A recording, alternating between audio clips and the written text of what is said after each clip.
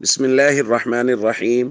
عن أبي رافع رضي الله تعالى عنه قال قال رسول الله صلى الله تعالى عليه وسلم من كفن مسلما كساه الله من السندس رواہ الحاکم۔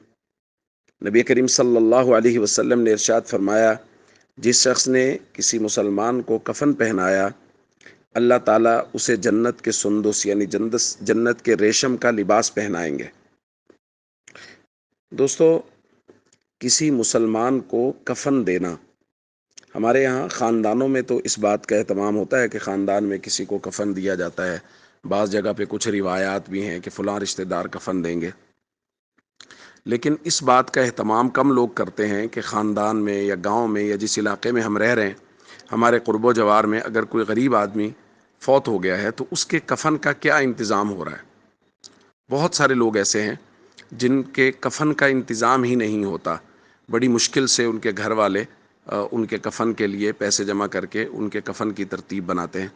اس لیے اس بات کو ذہن میں رکھا جائے کہ خوشیوں میں کام آنے والے لوگوں کو لوگ بھول جایا کرتے ہیں، لیکن جو غم میں ساتھ کھڑا ہو اسے لوگ نہیں بھولا کرتے۔ اس لیے یہ درخواست کی جا رہی ہے کہ صاحب حیثیت لوگ اس بات کی ترتیب بنائیں کہ اپنے علاقے میں لوگوں تک یہ پیغام پہنچا دیں کہ اگر کسی آدمی کے پاس یا کسی گھر والوں کے پاس کفن کے لیے انتظام نہ ہو تو وہ ہمیں بتائیں تاکہ ہم اس کے کفن کا انتظام کر سکیں۔